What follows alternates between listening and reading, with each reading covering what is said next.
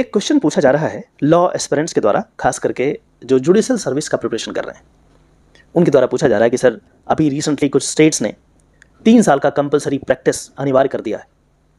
3 साल जब तक आप प्रैक्टिस नहीं करेंगे तब तक आप एलिजिबल नहीं हैं जुडिशियल सर्विस के लिए, मतलब आप सिविल जज या जुडिशियल मजिस्ट्रेट नहीं बन सकते हैं। तो ये कितना उचित है, कितना अनुचित है, ये आप बताएं, अपने प्रैक्टिकल एक्सपीरियंस के द्वारा शेयर करें। मैंने अपने प्रैक्टिकल एक्सपीरियंस से ये सीखा है कि लॉ एक ऐसा क्षेत्र है, एक ऐसा एरिया है जहाँ पे प्रैक्टिकल एक्सपोजर का बहुत बड़ा रेलिवेंसी है। यदि आपके पास प्रैक्टिकल एक्सपोजर नहीं है तो वो स्ट्रेंथ फील नहीं होगा अंदर से। एक एग्जांपल से समझते हैं। जब हम स्टार्ट करते हैं प्रैक्टिस और किसी केस में गए, कॉन्फिडेंस नहीं आता। नहीं आने का रीज़न ये है कि हम उस केस को ट्रैक ही नहीं किए हैं। कैसे कंप्लेंट फाइल होता है, फिर एफआईआर दर्ज होता है, फिर जाकर के इन्वेस्टिगेशन होता है, इन्वेस्टिगेशन में भी 164 का स्टेटमेंट है, 161 का स्टेटमेंट, उसकी क्या रिलेवेंसी है, उसके बाद जाकर के चार्ज कैसे बनता है, उस पर क्या आर्गूमेंट होता है, डिस्चार्ज एप्लीकेशन कब लगता है, फिर एविडेंस कैसे होता है, एग्जामिनेशन इन चीफ क्या होता है, क्रॉस क्या होता है, हॉस्टाइल विटनेस क्या होता है, कब हॉस्टाइल होता है तो उसको कैसे डील करना चाहिए, क्या क्वेश्चन पूछना चाहिए, क्या नहीं पूछना चाहिए, फिर जाकर के स्टेटमेंट ऑफ एक्यूज्ड क्या होता है, फिर फाइनल आर्गूमेंट क्या होता है, फिर जाकर के जजमेंट का स्टेज आता है। इतने सारे हर्डल्स हैं, इतने सारे स्टेप्स हैं। ये तो मैं सिर्फ एक छोटा सा एग्जांपल क्रिमिनल लॉ का दिया है। उसी तरीके से सिविल प्रोसीजर कोड की यदि बात करें, एक सिविल केस की बात करें, उसमें भी इस तरीके के बहुत सारी स्टेप बाय स्टेप प्रोसेस होता है। तो क्या हम ये स्टेप बाय स्टेप क्या किसी किताब से सीख सकते हैं क्या? नहीं सीख सकते। बड़ी जिम्मेदारी के साथ मैं बोल रहा हूँ। और जो सीखते हैं वो फॉलो ही नहीं होता। बड़ा आश्चर्य होता है, कई लॉ स्टूडेंट आते हैं हमारे पास तो कहते हैं सर हमने तो पढ़ा ये था, हो क्या ये रहा। ऐसा ही होता है, जो किताब में है वो किताब में है, वो एक बेसिक अंडरस्टैंडिंग के लिए ठीक है, लेकिन प्रैक्टिकल चीज़ें बिल्कुल अलग है। तो मेरे कहने का ये मतलब हुआ कि जब तक आप प्रैक्टिकल एस्पेक्ट्स को नहीं समझेंगे तो वो स्ट्रेंथ आपके ऑर्डर में, आपके जजमेंट में वो रिफ्लेक्ट नहीं होगा। और यही कारण है कि कई सारे जजमेंट्स, ऑर्डर्स जो रिसेंटली जो न्यू जजेस हैं उनके द्वारा पास किए गए, वो चैलेंज हुआ ऊपर जाकर के ऊपरी अदालत में, और then high court and then अब तो सुप्रीम कोर्ट में भी ये मामला है कि बहुत अलग तरीके का ऑर्डर पास हो रहा है, जजमेंट पास हो रहा है जिसमें प्रैक्टिकल एक्सपोजर है ही नहीं। और यही कारण है कि अब धीरे धीरे स्टेट्स क्या कर रहे हैं, आपको 3 साल के लिए कहते हैं कि आप प्रैक्टिस करके आइए, आप केस को देख करके आइए, तब कुछ समझ में आएगा। खैर, कई सारे बच्चों का ये भी प्रश्न हो सकता है कि सर 1 साल का ट्रेनिंग भी तो होता है। अब देखिए, ट्रेनिंग तो होता है, बिल्कुल सही बात है, लेकिन 1 साल का जो ड्यूरेशन है वो बहुत कम है। लॉ एक बहुत वास्ट सब्जेक्ट है, आप 1 साल में कितना कुछ सीख लेंगे। प्रैक्टिकल एस्पेक्ट की बात करें, जैसे हम स्टार्ट किए यदि प्रैक्टिस, आप ये सोचेंगे कि 1 साल के अंदर आप बहुत अच्छे अधिवक्ता बन जाएंगे। नहीं बन सकते सर, नहीं बन सकते, क्योंकि 1 साल में तो आप शायद ही किसी एक केस को ट्रैक कर पाएंगे, नहीं कर पाएंगे, समय लगता है। 2-4 केस को जब तक, 2-4 सिविल केसेस को, 2-4 क्रिमिनल केसेस को जब तक ट्रैक नहीं किया तो फिर वो चीज़ सीख नहीं पाते हैं। तो एक तो ये इशू है कि प्रैक्टिकल एक्सपोजर की कमी है। यदि कोई ऐसा मैकेनिज्म बना दिया जाए कि उन प्रैक्टिकल एक्सपोजर को कम समय में यदि इन जुडिशियल एस्पिरेंट्स को बताया जाए, सिखाया जाए, तो शायद कोई रास्ता निकल आए। लेकिन जो एग्जिस्टिंग फ्रेमवर्क है उसमें मेरी समझ जितनी है उसमें यही है कि ऐसा कोई मैकेनिज्म अभी अवेलेबल नहीं है कि आपको कम समय में प्रैक्टिकल एक्सपोजर सिखा दे। जो कोर्सेस अवेलेबल हैं, जो क्लासरूम में पढ़ाए जाते हैं, वो बुकिश नॉलेज है, किताबी नॉलेज, उसका रिलेवेंसी नहीं है प्रैक्टिस में, या यूं कहें कि बहुत कम है। इसीलिए प्रैक्टिस एक अलग तरीके का गेम है ऑल टुगेदर। एक तो ये बात है। दूसरा जो मैंने ऑब्जर्व किया है, एटीट्यूड में, जब आप जज बनते हैं, डायरेक्ट अपॉइंटमेंट होता है, लॉ कंप्लीट किया और आप जज बन गए, तो जो एटीट्यूड होता है वो अलग ही लेवल का होता है। उनको लगता है कि जी मैं तो इस कुर्सी पर बैठा हूँ तो मैं ही हूँ, जो करूँगा मैं करूँगा। और इससे क्या होता है, बार और बेंच के बीच में एक जो तालमेल होना चाहिए वो नहीं हो पाता है। जैसे एक एग्जाम्पल की बात करते हैं, मैंने देखा है इन चीज़ों को, इसलिए बता रहा हूँ। एक वकील साहब 2 मिनट लेट हो गए किसी कोर्ट में। 10 बजे कोर्ट स्टार्ट होता है, 10 बज करके 2 मिनट में पहुंचे, तब तक मैटर निकल गया था। नॉर्मली ऐसा होता है कि जब मैटर निकल जाता है फर्स्ट कॉल में तो पास ओवर कर देते हैं जज साहब कि ठीक है कोई बात नहीं, दोबारा हम रिकॉल कर लेंगे, हो सकता है लेट हो गए होंगे, कोई बात नहीं, होता है।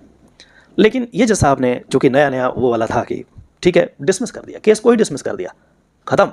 यदि एक डेट पे आप नहीं आए, केस को डिसमिस कर दिया, और रीजनिंग ये दिया कि आप तो थे नहीं अवेलेबल, मेरी कोर्ट 10 बजे से है, आप 10 बज कर 2 मिनट में आए, 10 बजे मैंने केस को लिया, आप नहीं थे, डिसमिस कर दिया। अब देखो, गलत नहीं किया जज साहब ने, कोई गलत नहीं किया। जब केस कॉल आउट हुआ तो वकील साहब को होना चाहिए था, लेकिन वकील साहब नहीं थे। फिर क्या हुआ, फिर केस डिसमिस हो गया। अब क्या होगा पता है, मैं बताता हूँ। तो इसी तरीके से फिर वो वकील साहब बस ढूंढ रहे थे मौका कि कोई उनको मौका मिले, तब जज साहब को वो भी उनको याद दिलाएं कि देखिए आप भी लेट हो सकते हैं।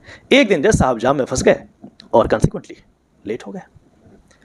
वकील साहब का उस दिन भी मैटर लगा हुआ था, बढ़िया से सुनाना शुरू कर दिया, लेट क्यों हो गए, मैं क्यों वेट करूं आपके लिए, 10 बजे आपका टाइम है तो आप क्यों लेट आए। तो अल्टीमेटली क्या हुआ, बार और बेंच के बीच में एक जो अंडरस्टैंडिंग होनी चाहिए थी वो नहीं है। उससे क्या होगा, उससे फिर बीच में ईगो आएगा, बीच में और सारी चीज़ें आएगी, और अल्टीमेटली जो क्वालिटी ऑफ ऑर्डर है, क्वालिटी ऑफ जजमेंट जो जज साहब पास करेंगे वो कहीं ना कहीं इफेक्टिव होगा।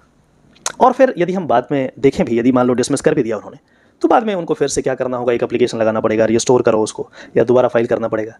ऐसा नहीं है कि बिल्कुल खत्म ही हो जाएगा, दोबारा हो जाएगा वो, लेकिन अल्टीमेटली क्या हुआ है, परेशानी बिना मतलब का। तो ये चीज़ें ऐसी ना हो, इसलिए अंडरस्टैंडिंग ज़रूरी है। एक बार हमने ये देखा कि एक यंग लेडी जज यहीं दीजारी कोर्ट में, और एक वकील साहब काफ़ी एजड, मतलब करीब 60 ईयर्स के होंगे, उनमें कुछ बात को लेकर के वो हो गई, और बहुत बुरी तरीके से जज साहिबा ने उनको डांटना शुरू कर दिया। ये एटीट्यूड नहीं हो सकता, आप एक एडवोकेट को इस तरीके से डांट नहीं सकते हैं, एक तरीका होता है काम करने का। ऐसा सीन हो गया कि वकील साहब ने भरी अदालत में जज साहब को सुनाना शुरू कर दिया। तो अल्टीमेटली क्या हुआ, फिर जज साहब उठ के वहाँ से चली गई। तो एक जो अंडरस्टैंडिंग है वो कहीं ना कहीं वो हो गया। यदि आप ढंग से बात करते, ढंग से यदि आप चीज़ों को सॉल्व करते, तो ये प्रॉब्लम होता ही नहीं। तो ये दिक्कत क्यों हो रहा है, वो इसलिए हो रहा है क्योंकि प्रैक्टिकल एक्सपोजर की कमी है। यदि ये प्रैक्टिकल एक्सपोजर किसी न किसी तरीके से इनको दिया जाए तो ज़्यादा बढ़िया होगा। यही हाई कोर्ट और सुप्रीम कोर्ट का भी मानना है कि ये अंडरस्टैंडिंग ज़रूरी है, अदरवाइज़ क्वालिटी ऑफ जजमेंट्स जो हैं वो इफेक्ट होगा उस पर, और अल्टीमेटली दिक्कत होगा। तो ऐसी बात नहीं है कि जो डायरेक्ट जज बन रहे हैं वहाँ पे उनका अंडरस्टैंडिंग ठीक नहीं है, मैं ये नहीं कर रहा हूँ, बिल्कुल सही है। लेकिन यदि प्रैक्टिस अनिवार्य किया जाए 3 साल, 2 साल, 1 साल, वॉट एवर द केस में भी, तो शायद उसमें और रिफाइनमेंट आएगा, और जो ऑर्डर्स पास किए जाएंगे जज साहब के द्वारा, जजमेंट्स दिए जाएंगे जज साहब के द्वारा, उसमें और कहीं ना कहीं एक रिफाइनमेंट देखने को मिल सकता है, जो मुझे समझ में आता है। तो मैं कुल मिला करके इसके पक्ष में हूँ कि प्रैक्टिस होना चाहिए। कोई ज़रूरी नहीं कि 3 साल का होना चाहिए, वो कम भी हो सकता है, या कोई ऐसा मैकेनिज्म ड्रॉ करना चाहिए, कुछ ना कुछ निकालना चाहिए ताकि वो प्रैक्टिकल एक्सपोजर उनको मिले। दैट्स इट, इतनी सी बात है। और यही कारण है, यदि आप कारण पूछेंगे तो मैं कारण भी आपको बताता हूँ। यदि आप देखेंगे कि एक अधिवक्ता जब एनरोलमेंट कराता है और 7 साल यदि रिगरस प्रैक्टिस करता है, तो वो एलिजिबल हो जाता है हायर जुडिशल सर्विस के लिए। मतलब डायरेक्ट आप एडीजे, डायरेक्ट आप जो ऊपरी अदालत है डिस्ट्रिक्ट कोर्ट में, वहाँ पे आप एडीजे बन जाएंगे और फिर डीजे बन सकते हैं विदिन, मतलब 7 साल मिनिमम रिक्वायरमेंट है। लेकिन यदि आप 7 साल यदि आप जजशिप किए हैं तो आप एलिजिबल नहीं हैं, आप एडीजे नहीं बन सकते हैं। तो ये प्रिविलेज एडवोकेट्स को क्यों दिया गया, क्या रीजनिंग है इसके पीछे? रीजनिंग सिंपल है कि आपके पास प्रैक्टिकल एक्सपोजर है, जो भाग दौड़ करके आपने सीखा है, दिमाग लगा के सीखा है, आप एक केस में कैसे उसको सॉल्व करना है, कैसे लूप होल्स को ढूंढना है, इसको करके सीखा है। हालांकि इसका ये कतई मतलब नहीं कि जज साहब को ये सब नहीं पता होता है, लेकिन फिर भी जो एफर्ट दिया जाता है किसी एक पर्टिकुलर केस में, एक एडवोकेट अलग अलग तरीके से उसको, अपने एक्यूज को बचाने का प्रयास करता है, लॉ में लूप होल्स निकालने का प्रयास करता है, और इसीलिए क्या क्या लूप होल्स हो सकते हैं उस पर्टिकुलर केस में, एक पर्टिकुलर लॉ में, एक पर्टिकुलर प्रोविजन में, उनको बहुत अच्छे से पता होता है। और इसीलिए ये प्रैक्टिकल एक्सपोजर चूंकि इनके पास है तो वो एज पे हैं, और 7 साल के बाद डायरेक्ट एडीजे बन सकते हैं।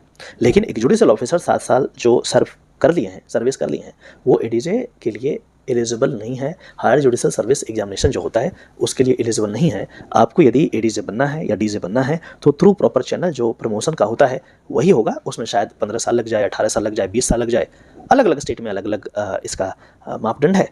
ये तो मैं एग्जाम्पल बता रहा हूँ कि प्रैक्टिकल एक्सपोजर से फ़र्क पड़ता है। इसीलिए मेरा रिक्वेस्ट आप लोगों से ये होगा कि देखिए, आप जुडिशरी की प्रिपरेशन यदि कर रहे हैं कोई बात नहीं, आप लॉ कर लिए हैं, प्रिपरेशन कीजिए, कोई इशू नहीं है, लेकिन साथ के साथ आप किसी न किसी अधिवक्ता से आप एसोसिएटेड रहें ताकि प्रैक्टिकल एक्सपोजर आपको मिले, और आप उन प्रैक्टिकल एक्सपोजर को जब आप जज बन जाएं तो उसको यूज़ कीजिए अपने जजमेंट और अपने ऑर्डर पास करने में। आशा करते हैं कि इस वीडियो के माध्यम से आपने ज़रूर कुछ नया सीखा होगा। यदि ऐसा है तो इस वीडियो को वाइडली शेयर करें और इस चैनल को ज़रूर सब्सक्राइब कर लें ताकि इसी तरीके का ऑथेंटिक लीगल जानकारी आपको समय समय पर मैं पहुंचाता रहूं। चलिए फिर से मिलते हैं किसी और टॉपिक में। नमस्कार।